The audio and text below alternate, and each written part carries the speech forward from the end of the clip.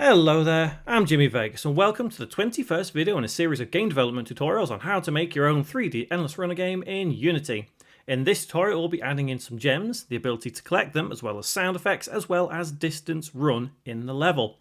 Remember to subscribe and click the notification bell to stay up to date with every tutorial I upload. Feel free to leave a comment and drop a like. I also have a Patreon page where you can help be a part of this channel, and you'll also find all the scripts and the assets to this series there too, along with plenty of other things. You can also now join as a free member. Now, on with the tutorial.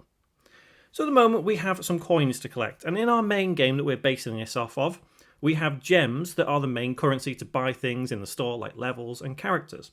Well, we need to add gems in. So firstly, let's go to our desert run scene and let's go to a coin. And this coin is pretty much the same as what a gem is going to be. We're going to use the same sort of mechanics to collect things here.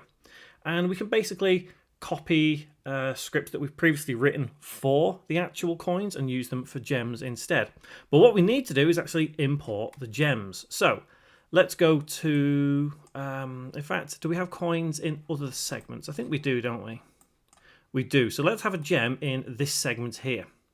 So let's go to Assets. Let's create a new folder. Call this Objects. And I'm going to import a gem asset into here, and as always, head to the pinned comment or the link in the description. You can go and download it absolutely free.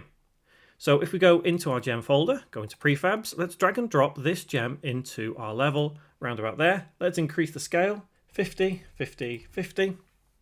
Well, it's up to you how big or small you want to have it.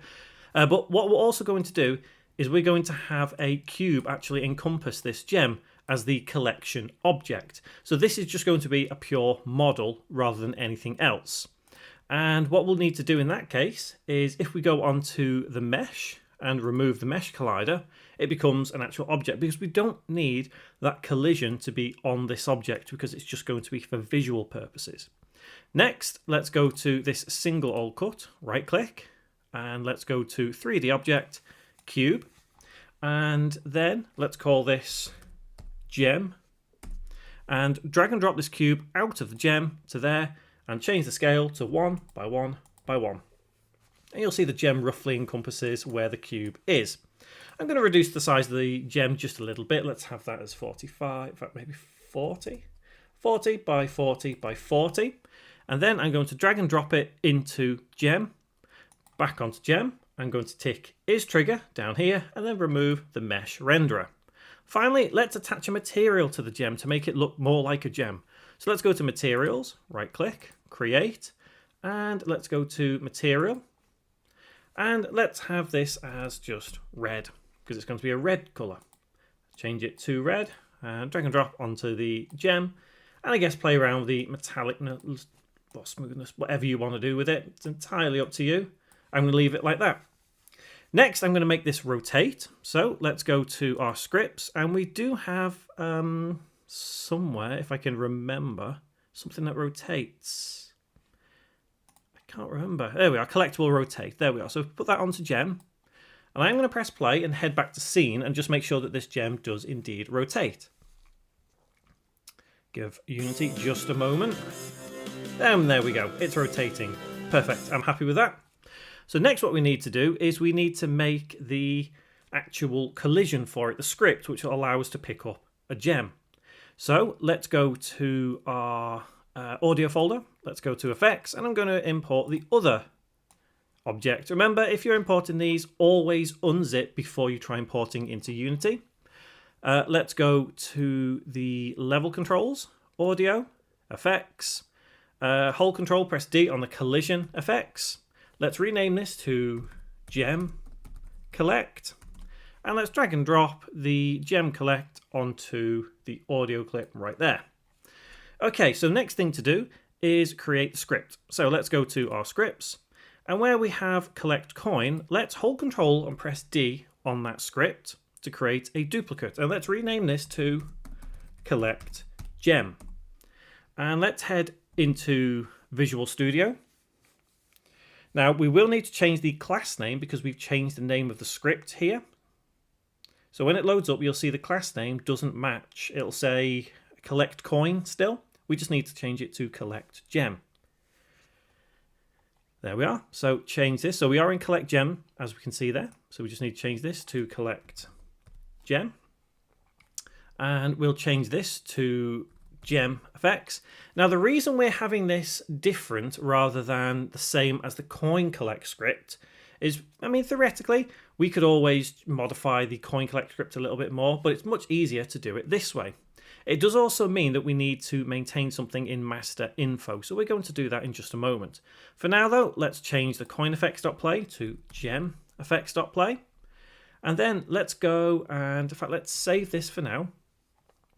And then let's head into master info script. You may need to go back into Unity and open script from there. If not, it's up here. And let's add a new variable called public static int gem count. And by default, we'll make it equal to 0. Now, we don't have a way of displaying the gems just yet. We don't need to. We're going to do something a little bit different in the next portion of this tutorial. For now, though, let's save master info. Let's head back to collect gem and make sure we change master info.coin count to, say, gem count, and resave that script. And I will put this script in the pinned comment and link in the description as well. If you have any problems, you can go and download this. So let's head back into Unity now, and let's attach the collect gem script onto our gem, which is right there. And then we just need to drag and drop the audio onto there, so which is gem collect. And for testing purposes, let's now put this gem in a place where we can actually test it. So I'm going to drag and drop, which segment is this? It is the first segment, so it's this segment. So let's drag and drop the gem into this segment. So what that means now is that every time that this segment generates, that gem right there will generate. But let's move the gem into a little more convenient position. Let's move it down here and just to there. Right, so let's press play. Might need to play it for just half a minute while we generate this segment so we can see that we are able to collect this gem over and over. Hopefully it won't take too long, but if we do end up being quite a while, I might fast forward. Oh, no, it's there. No need to. I can see the gem already. So let's just make sure we can collect it. Hopefully we can. Coins still work. That's good.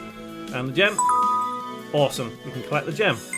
And I can see the gems regenerating down there as well. So we know all that works. So next thing to do, let's take a look at creating the ability to measure how far we've run. Now this is purely entirely up to you how fast you think Timmy is running. That's the beauty of this, and we can speed it up and slow it down as we need to. And the idea of what we want here is to say that we have another variable that's keeping track, basically just counting up from 1, however long you've been playing, because that's still distance run.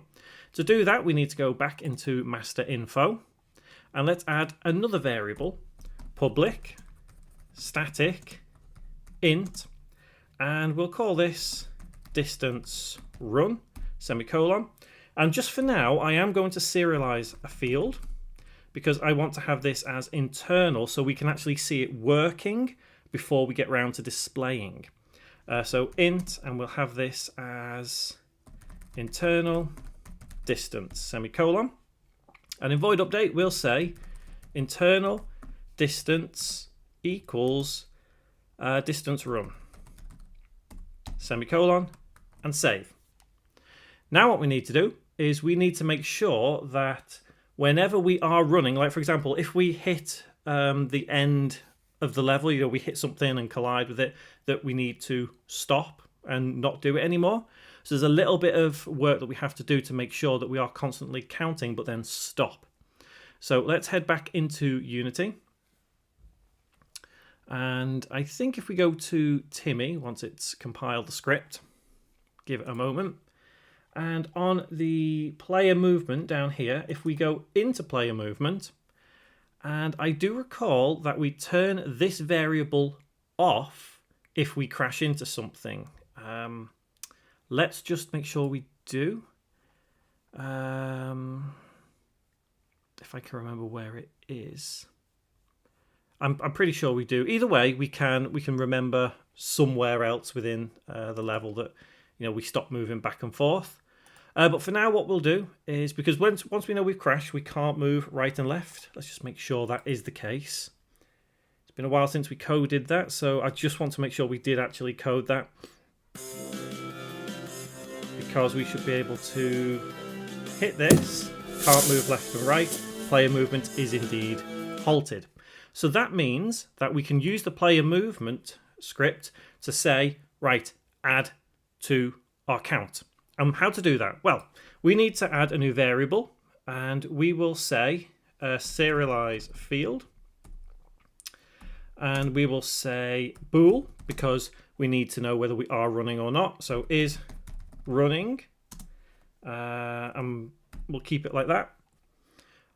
So what we'll do is we will say void update, we need to have in here start coroutine, and that coroutine is going to be what adds 1 every meter.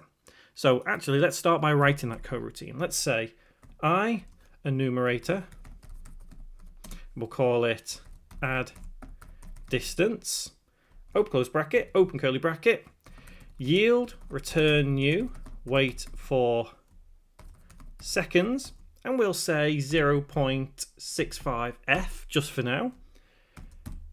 And then we will say master info dot distance run plus equals 1 semicolon, and then we'll say is running equals false. Now that may seem a bit odd, but don't worry, because it will all make sense now. Back in void update, we say if is running equals false, open curly bracket, I'm going to say is running equals true, and then start coroutine, and in brackets add, not add component menu, add distance, open close bracket, semicolon. So just to kind of go over what is happening here, when we start running, we are going to add to our distance, okay? Because we're going to run this coroutine, right? As soon as we stop, then all this script doesn't work anymore, so it stops counting. However, the idea of it constantly counting is always going to happen, because if running is equal to false, which it will be by default, then we immediately set it as true, so this if statement can't be run again. But it starts the coroutine. It waits for 0.65, it adds 1, sets it back to false, so then we can start this all over again. So let's save that now. And let's head back into Unity. Give it a moment just to compile. There we go. And I'm going to make sure that the level controls is on. So we should see internal distance count up. So let's press play. And just make sure it does. Come on, Unity. Okay, so it doesn't look like it is just yet. There we go. So it is counting now. Perfect. And as soon as we collide with something, it stops counting. So we've ran 15. Did we run 15 there? Do you think we need to count up a little bit quicker? I think maybe we do. So let's set that to, let's try 35 just for now. Resave it, and let's see how fast it counts up this time. I would say that's probably more reasonable. So give it a moment, and there we go. Let's press play. And we should need to click on level controls. There we go. There we are. So it's counting much better now. So let's collide into a tree just to make sure that we stop the count. And there we go. So we've ran a total of 29. Cool. So there's the distance run. So I'm happy with how that has turned out. Next tutorial, what we'll do is we'll have that displaying on the screen. So we need the gems to display, we need the distance run to display, and we're going to have some icons on the screen as well to kind of make it look a bit better rather than just have what we've got already. Because it's not exact, it's just numbers right now. So we need to make it look a little bit better. So remember to subscribe and click the notification bell to stay up to date with every tutorial I upload, and I'll see you in the next one.